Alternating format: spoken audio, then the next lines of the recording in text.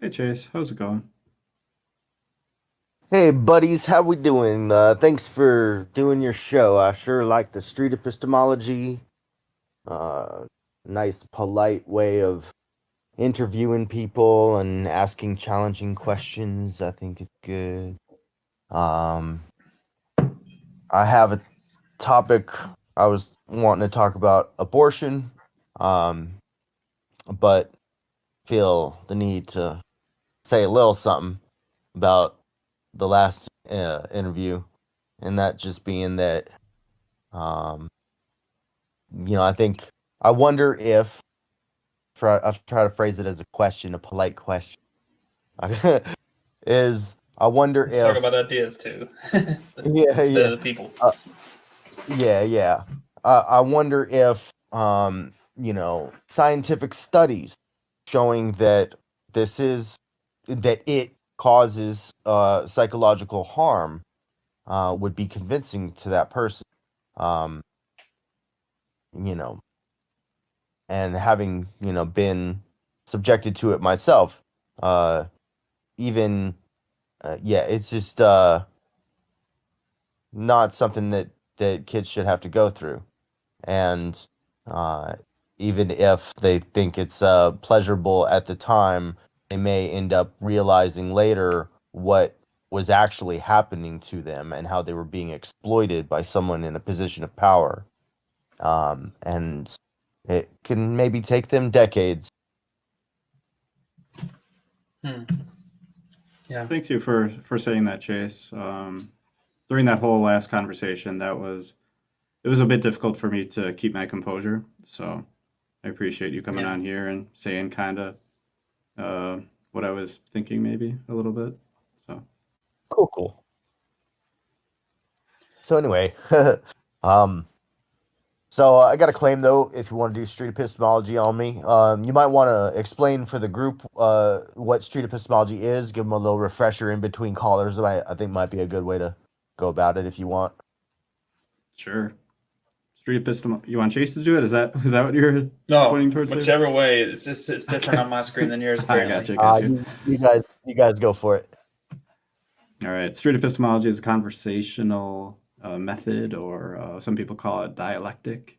It's where you talk to people about something that they believe is true, a belief that they have of theirs. It can be a truth claim, it can be something more moralistic. And you talk about how they have come to their conclusion, the methods or the reasons that they have used to that gets them to their confidence. We keep it cordial, and just go through it like it's a dialectic of the Socratic method. It's a lot of fun. Yeah.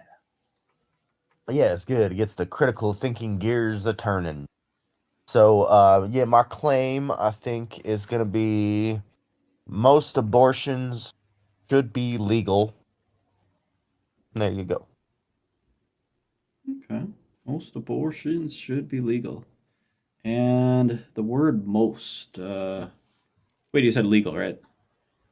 Yes, I did say Legal. Okay. legal. I think I accidentally misspoke there. Most abortions should be legal. So there's a little qualifier there, the most word. Uh, so which ones should be legal and which ones should be illegal? Because there's apparently a tiny amount that should be illegal, according to that Yeah. statement, right? Okay, cool. You want to Yeah. elaborate a little bit? So late term elective abortions I feel should be illegal. By late term and elective, by elective I mean it's not necessary for the pregnant person's health or for the health of the fetus. It's like as if done on a whim, like the thing's been cooking in the oven for a long, long time now, many, many months. Late term, we're talking, like past 24 weeks and stuff, um, and so past 6 or 7 months, and now all of a sudden, and this is very rare that somebody would do this, but I think this should be against the law because I feel it's infanticide at that point. Like this, like or close to it. Even if it's not an infant, it's so like close to an infant, whether it's outside of the womb or inside of the womb, that it should count because it's now sentient, and it's also viable at this point, meaning that it can the fetus can be extracted from the womb and put into an incubator and kept alive on machines, basically. Um, and so it's kind of like a win-win to some degree. So the pregnant person doesn't have to have this thing in them anymore that they don't want. But yeah, there you go. Okay. And how confident are you that most abortions, as described by you, should be legal? Yeah, I'd say let's go with I'm gonna go with a good 95% right now. Took a moment to really feel out that number, and I might need to adjust it one way or the other, but that's where I'm Okay. feeling. And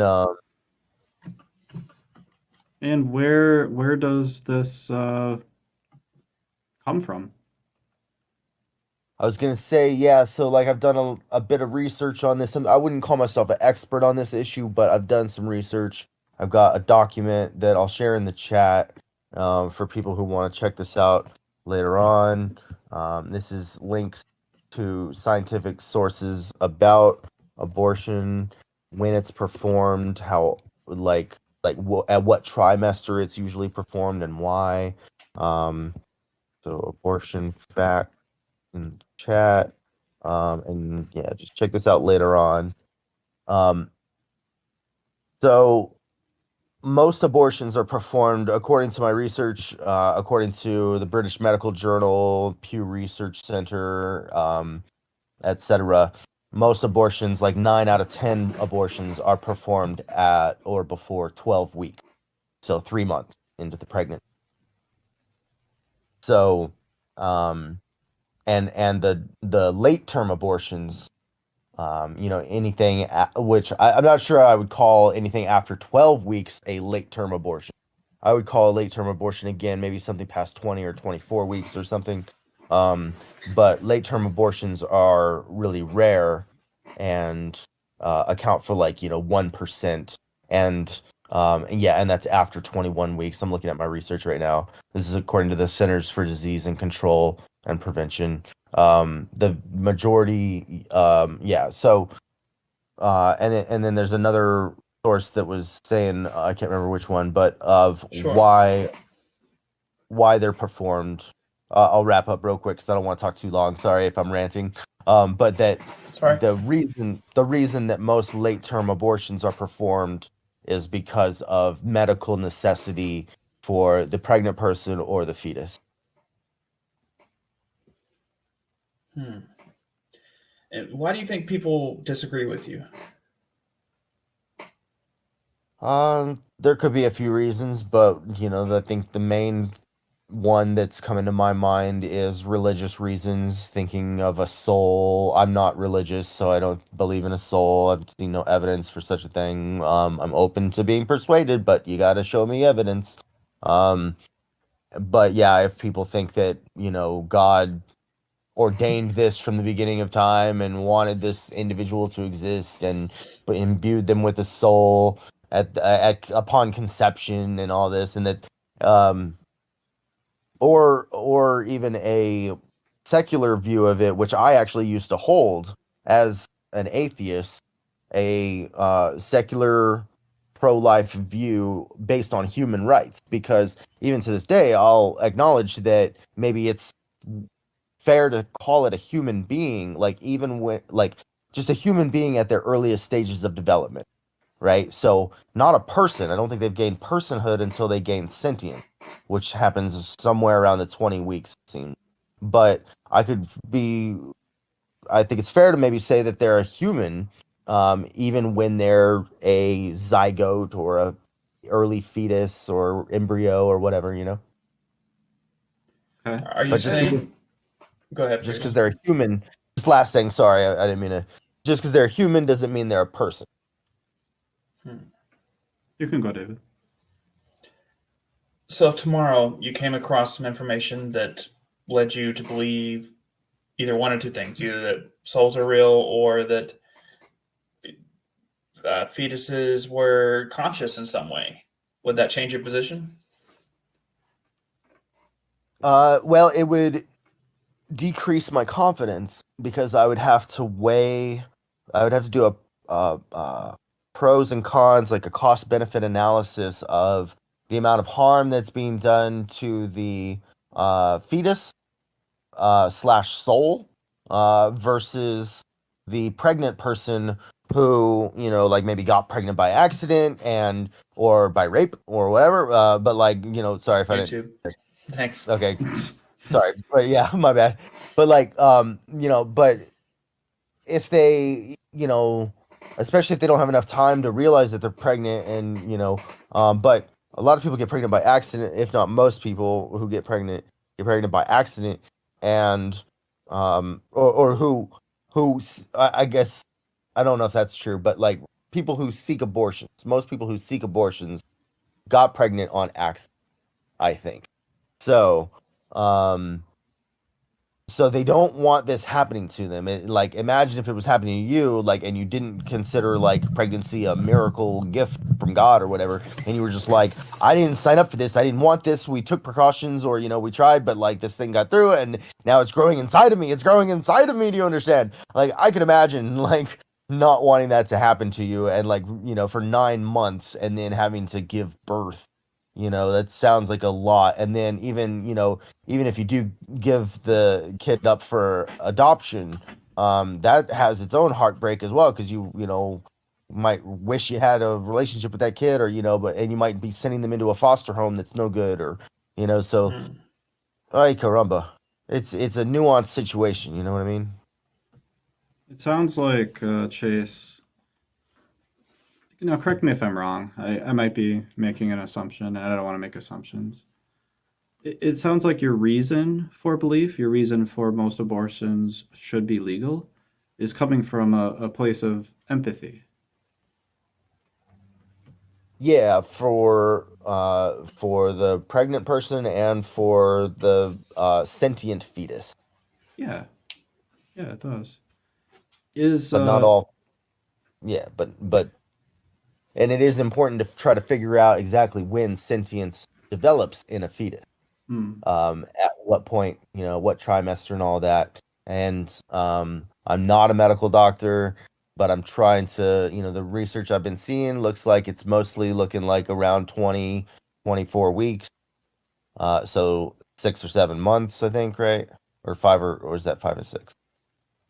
Yeah, 5 to 6, something like that. okay. I guess in either of the case here, so with regards to the laws and abortions, most abortions being legal, is the way we should determine these laws, I think you might agree with this. I think this is what you're saying, is that we should use empathy to create these laws so the least amount of harm is endured by these subjects. Is that kind of where you're coming from? Yeah. Okay, great. And why is this the best way to determine what should be legal and what should be illegal? Just that general sense of like reducing suffering and maximizing well-being. Okay. Is that what you're asking? I think Like, so. yeah, I just think that's what's best for the individual and that's best for society. Okay. Seems to be what most people prefer, and when people don't prefer that, like what's best for society or individuals, it seems they don't have good solid reasoning behind those arguments. I should say one other thing real quick though, that there's a PubMed scientific article about the risk of death associated with childbirth is approximately 14 times higher than with that of abortion. So it looks like abortion is like 14 times safer than giving birth. So that's something to factor in also, that we're like somebody who didn't sign up for this who got pregnant on accident, if we're forcing them to stay pregnant and give birth, we're forcing them to have a 14 times higher risk of death. If that number were the opposite, would that affect your confidence level? That's a great question. Yeah, it would probably decrease it a little bit, but I would still have to do that cost benefit analysis of the fact that they don't want it in them. They don't want to go through this process. And even if it were safer to go through the pregnancy, they might want to take the risk of an unsafe abortion if that were the world we live in, which apparently it's not. And maybe their rights should be respected because, again, I just could imagine not wanting to be pregnant and being pregnant doesn't sound fun. It's many, many months. It is a big ordeal. The only thing I don't like about this call-in show, Pierce, is that I want to talk about 500,000 things with people, and I want to talk for hours. Should we move on to the next caller? Chase, I'm going to have to move on to the next call before I dive into 28 more things with you, buddy. That's cool. Well, I appreciate the convo. Everybody be sure to follow Pierce Watkins on YouTube and Today David on YouTube.